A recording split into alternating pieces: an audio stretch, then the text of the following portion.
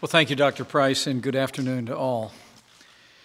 To the families who are gathered here from all across America on behalf of the First Family, welcome to the White House. Since the first day of this administration, President Donald Trump has been working to keep the promises that he made to the American people, to rebuild our military, revive our economy. And this president has worked tirelessly to repeal and replace Obamacare. President Trump knows that every day Obamacare survives is another day that American families and American businesses struggle.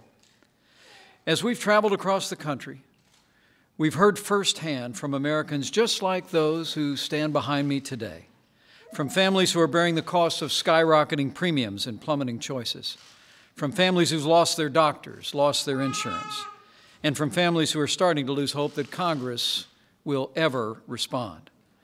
But as I've told every one of them, and people all across this country, thanks to the leadership of President Trump, help is on the way. President Trump hears you.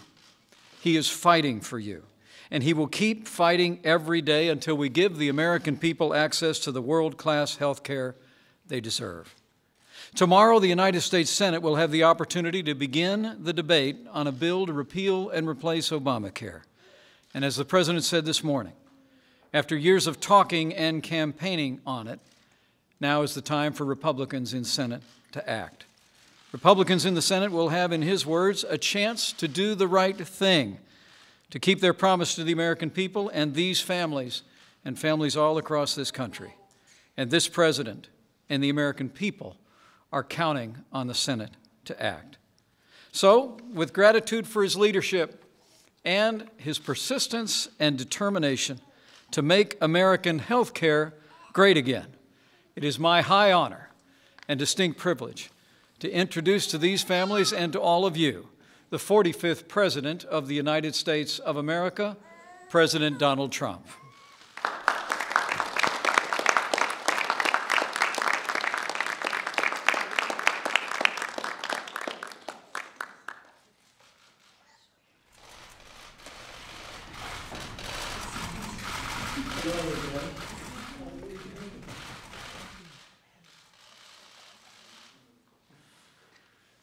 Well, thank you very much, Vice President Pence, Secretary Price, and thank you, everyone, for being here today.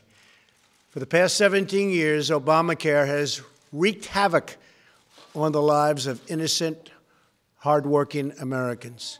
Behind me today, we have real American families, great families, just spent a lot of time with them, who are suffering because 7 years ago, a small group of politicians and special interests in Washington engineered a government takeover of health care.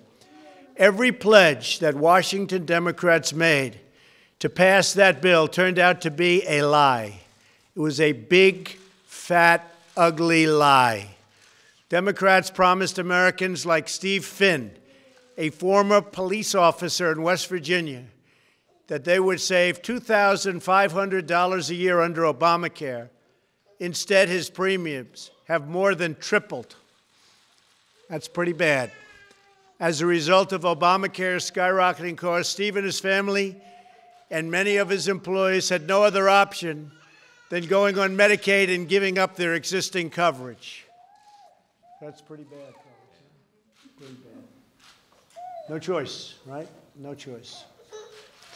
For them, Obamacare's promise was a nightmare. Marjorie and Kevin Weir from South Carolina have a son, Monty, who suffers from spina bifida.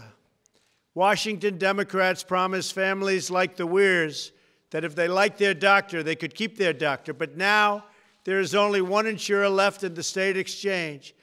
And Marjorie says that every year she waits anxiously to learn if the doctors and hospitals, which her son needs the most, will remain in their network. More Obamacare lies. And you've seen that up front, unfortunately, up front and personal.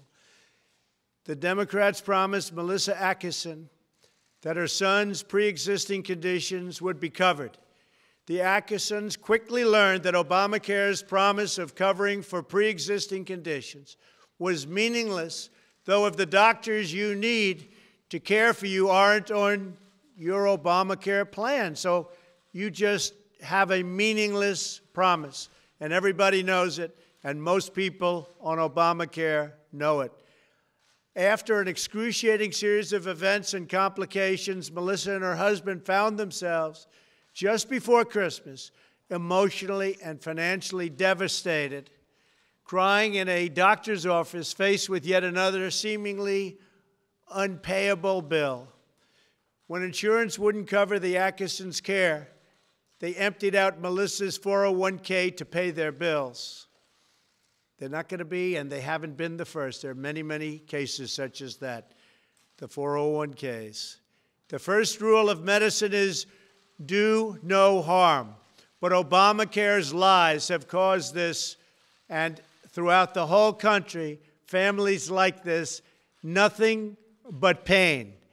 Aaron and Andy Witzig are small business owners from Illinois. They have 6 children. Their youngest daughter, Poppy, has a rare genetic condition. Children born with it are sometimes called butterfly children because their skin is as fragile as the wings of a butterfly. Poppy has to wear special bandages all of the time. Unfortunately, under Obamacare, Poppy's insurance has been repeatedly discontinued and replaced with what Washington deems equivalent policies. But for Poppy, these plans are not equivalent, and Poppy's family has to spend precious time and tremendous resources fighting for exceptions for Poppy. The Washington politicians who made those promises to Steve, Marjorie, Melissa, Aaron, and their beautiful children want to ignore all the pain, all the suffering, and all of the money, the tremendous amounts of money that these lies have caused.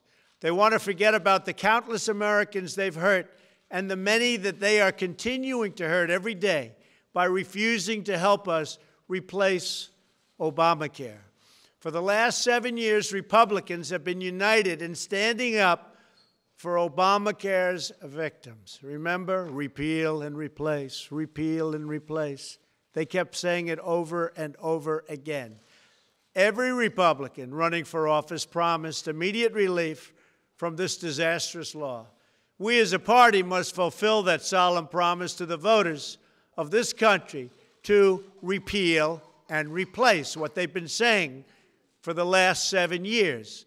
But so far, Senate Republicans have not done their job in ending the Obamacare nightmare.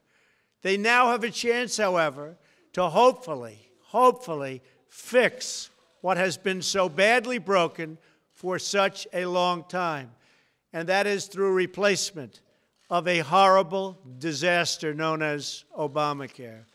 The Senate is very close to the votes it needs to pass a replacement. The problem is we have zero help from the Democrats. They're obstructionists. That's all they are. That's all they're good at, is obstruction, making things not work. They say all the right things, and then they do exactly what they're not supposed to be doing. The Democrats aren't giving us one vote, so we need virtually every single vote from the Republicans. Not easy to do. The Senate bill that is being considered outside of the outright repeal of Obamacare will also provide emergency relief for the law's victims, and it will deliver truly great health care and health care reforms that our citizens want, need, and really should be demanding. Some are demanding. You'll see that at the voter booth, believe me.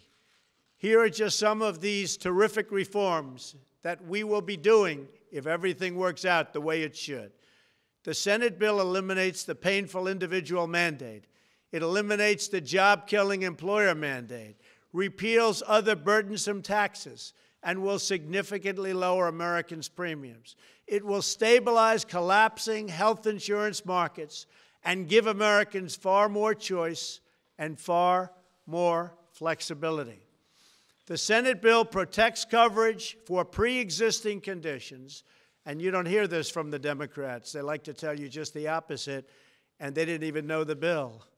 They run out, they say death, death, death. Well, Obamacare is death. That's the one that's death. And besides that, it's failing, so you won't have it anyway. It dramatically expands popular health savings accounts. It provides tax credits so Americans can purchase a private plan that is right for them and their families. It devotes substantial resources to fight the opioid, and this is a tremendous problem, the opioid epidemic. $45 billion is being put in so that the people of many states like New Hampshire, Ohio, and so many others that have such a big problem can be helped, and helped greatly. We're going to be fighting the drug problems very, very seriously in my administration. And it provides, among many other things, higher quality care and more flexibility for states to administer Medicaid to better serve their poorest citizens. Tomorrow, the Senate will vote on whether to allow this urgently needed bill to come to the Senate floor for debate. The question for every senator, Democrat or Republican, is whether they will side with Obamacare's architects, which have been so destructive to our country, or with its forgotten victims. Any senator who votes against starting debate is telling America that you are fine with the Obamacare nightmare, which is what it is. For Democrats, this vote is a chance to make up for the terrible harm they have inflicted on Americans like those who are with us today. Obamacare has been for them a nightmare. There is still time to do the right thing. And for Senate Republicans, this is their chance to keep their promise. Over and over again, they said repeal and replace, repeal and replace. But they can now keep their promise to the American people to provide emergency relief to those in desperate need of help and to improve health care for all Americans. To every member of the Senate, I say this: the American people have waited long enough. There's been enough talk and no action. Now is the time for action. We are here to solve problems for the people. Obamacare has broken our health care system. It's broken. It's collapsing. It's gone. And now it is up to us to get great health care for the American people. We must repeal and replace Obamacare now. Thank you. God bless you. God bless the United States of America. Thank you very much. Thank you.